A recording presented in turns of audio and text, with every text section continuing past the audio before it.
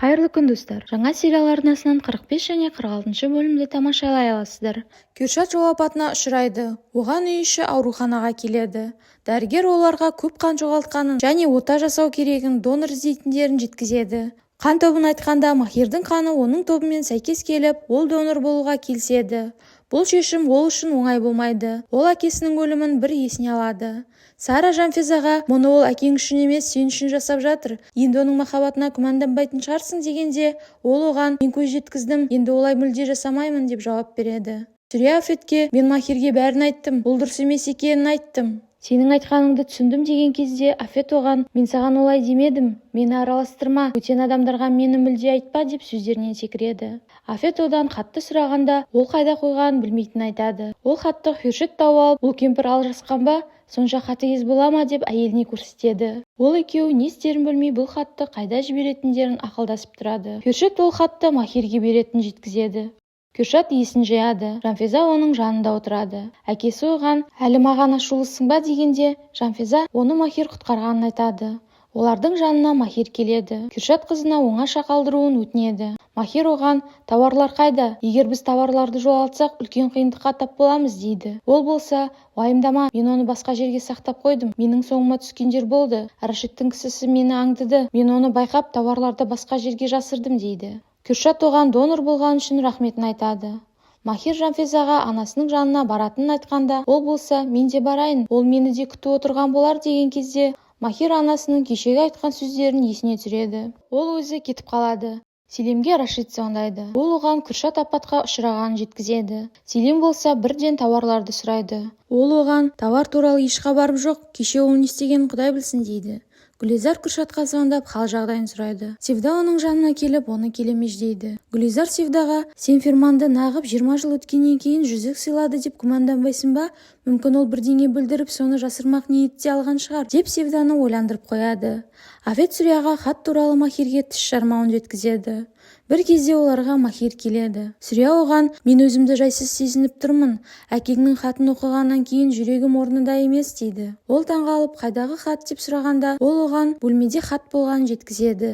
Әкең ол қызды мүлде қаламайды екен деп жыламсырайды. Махир одан, сен кеше түнде сол хаттан кейін маған Жанфиза туралы айттың ба деп сұрағанда, ол болса, мен сол үйге келгелі әкең маған Жанфизаға қарсы екенін айтып жүр, соның өзі жетпей ме дейді. Махир бірден әжесіне қарайды. Ол анасынан бұл хат қайда екенін білесің бе деп сұрап жатқанда, Афет сөзге араласып, ондай хат болуы мүмкін бе? Сен де сұраған екенсің дейді. Бір кезде медбике келіп оларға шығуын өтінеді. Сол уақытта Махир әжесінен анам қай хатты сұрап тұр дегенде, ол сасқалақтап қайдан білейін деп сөзден қашады. Салих оларға келгенде Афет сылтауратып үйіне кетіп қалады. Салих екеуі еңсесі түсіп жүрген Ферманды көреді. Олар одан хал жағдайды сұрағанда, ол ДНК 99% көрсеткенін, ол әке болатынын жеткізеді. Ферман оған Афет гүл туылатын болды дегенде, Махир Афет виза қоям деп едің ғой деп қалжыңдайды. Севда үйде жүргенде оның телефонына Ферманның картасынан зергерлік бұйым алғаны туралы хабарлама келеді. Ол дүкенге барып, оның не алғанын білуді ойлайды. Махир атасына хат туралы айтады. Атасы болса, мұны әжең жасады деп ойлайсың ба? Ол мұндайға баруы мүмкін емес дейді. Бір кезде Махирдің шаруалары шығып, ол атасына Жанфизаға дүкен ашпақ жоспары барын айтып, соның жұмыстарымен кететін жеткізеді. Атасы оны бірден қолдап, менің де үйдің жанында дүкенім бар, сол бос тұр, аласаң сендерге соны берейін дейді. Махир болса, ата, сіз маған үйді жаздыңыз, енді дүкенді бергеніңізді үйдегілер естісе жарылып кетер деп әзілдеп алғысын айтып бас тартады. Атасы болса, аласаң мен оны жалға берейін, ай сайынғы ақысын төлеп тұрасың дейді. Махир қуана келіседі. Севда Ферман алтын алған дүкенге келіп, не алғанын біліп алады. Эфсанаға Ферман хат жазып, сағат 7-де кездесетіндерін айтады. Кенет Энджи ауруханаға Сүрияны көруге келеді. Оны көрген Жанфиза бірден ашуға бой алдырады. Екеуі ұрсып жатырғанда Махир келіп оларды айырады. Энджи болса, әйеліңе арыз жаздым, жақында сотта кездесеміз, ол мені ұрған жерден дәлелдер жинадым дейді. Ол Жанфизаға әлі бұл істеріңе жауап бересің деп жатырғанда, Махир оған кетуін өтінеді. Ол Жанфизаны тыныштандырып, ертең үйдегілердің барлығы Фехренің құда түсуіне кетеді, екеуміз оңаша қаламыз дейді. Ферман кешке Эфсанаға дүкеннен алған бұйымды сыйға тартады. Севда болса, әлгі алқаны қашан береді екен деп ойланып отырады. Бір кезде оның жанына Асаф келгенде, әке, сіз Ферманмен дилерлермен кездесуге бармадыңыз ба? Ол сонда кетті ғой деп сұрайды. Асаф болса, мен неге білмеймін, маған неге айтпаған деп ойланып қалады. Селим Джейлаға бүгін таңертең көңіл күйі болмағанын айтып кешірім сұрап хат жазады. Ол оны ертең сағат 8-де кездесуге шақырады. Ферман Эфсанаға қыздың суреті бар торт ұсынады. Ол таңданып, бұл қыз кім деп сұрағанда, ол болса, бұл Афеткүл, екеуміздің суретімізді жасанды интеллектті пайдаланып жасадым дейді. Кенет Ферманға Севда бейне қоңыраумен звондайды. Ол жанындағы үстелге отыра салып, өтірік көрсете салады. Севда тағы да оның қулығының құрбаны болады. Гүлизар Күршатқа ауруханаға келеді. Екеуі сасқалақтап бір-бірінен ұялып тұрады. Махир Жанфизаға дүкен ашатынын айтып тосын сый жасайды. Күршат Гүлизармен керемет уақыт өткізеді. Бір кезде оған Рашид келеді. Ол одан тауарларды қашан жөнелтесің дегенде, Күршат болса лордтан хабар күтіп отырмын дейді. Рашид оған Гүлизар нағып жүр, сен де Селим сияқты Йылмаздарға күйеу бала болмақсың ба деп мысқылдайды. Жанфиза бақыттан басы айналып жүреді. Кенет оған Джейла келіп, кешке бір досыммен кездесуім бар, сенен киім алуға келдім дегенде, Жанфиза бірден Селиммен кездесесің бе, кеше солмен болдың ба деп сұрайды. Ол оған ренжіп жатырғанда, Жанфиза болса, ол саған менің кардиганымды кигізіп қойыпты, бұл сол үйде қалып еді дейді. Джейла оны жоққа шығарып кетіп қалады. Ол бөлмесіне келіп, Селимнің оған Жанфизаның киімін кигізгеніне ашуланады. Селим болса митинге, мен ол қызға үйленемін, ол үйге кіріп Махир мен Жанфизаның өмірін ұзаққа айналдырамын дейді. Афет Гүлизардан қайдан келдің деп сұрағанда, ол Сүрияға бардым дейді. Ол болса, қашаннан бері боянып баратын болғансың дейді. Гүлизар ашуланып жауап бермей кетіп қалады. Жанфиза кешкі асқа Махирдің сүйікті асын дайындайды. Эфсана болса кешке жекежайда Ферманмен қалу үшін жоспар құрады. Ол оған өтірік ауырып қалуы керегін айтып жоспар жасайды. Кешкісін Ферман ол айтқандай Севданың көзінше ауырып қалған адамның рөлін ойнайды. Жанфиза болса сәнденіп Махирді күтіп жүргенде, Месуда оған Афеттің хатына келеді. Жанфиза одан бұл хатты кім жазды дегенде, ол болса Сүрия осы хатты оқып ауырып қалды, бұны Афет ханым іздеп жүрген еді дейді. Селим мейрамханада Джейланы күтеді. Ол болса бармайтынын жеткізеді. Жанфиза романтикалық дастархан әзірлеп Махирді күтеді. Ол келгенде Жанфиза оған хат туралы білетінін жеткізеді. Алайда екеуі көңіл күйді бұзбауды ойлайды. Сара да Салихпен кездесуге келеді. Алайда Сараны бұндай киіммен кіргізбейді. Ол үйіне кетпек болғанда, Салих оның артынан қуып жетіп, мен саған ғашықпын дейді. Сара онымен қол ұстасып кетеді. Селим звондағанда Джейла телефон көтермегендіктен оған жекежайға келеді. Ферман Эфсанамен моншаның ішінде көңіл көтереді. Махир болса Жанфизаға әдемі халат сыйға тартып, оны киіп шығуын өтінеді. Бір кезде Севдалар қонақтықтан ертерек келеді.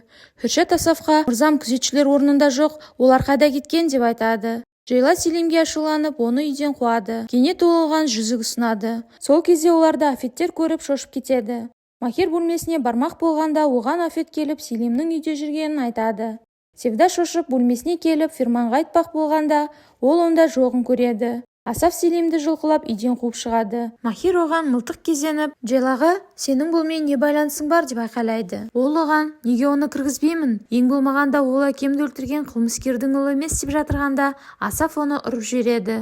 Джейла атасына бұл қол көтергенін ешқашан ұмытпайтынын айтып, Селиммен бірге кетіп қалады. Жанфиза Махирді іздеп жүргенде, Афет оны көріп, «Ұятсыз, есіңді жоғалттың ба?» дегенде, ол оған «Ұялатын адам сізсіз. Мен сіздің жазған хатыңызды көрдім. Қалайша соншалықты қатыгез болдыңыз? Егер анамыз өліп кетсе не істер едіңіз?» деп жатырғанда, Махир оларды естіп қояды.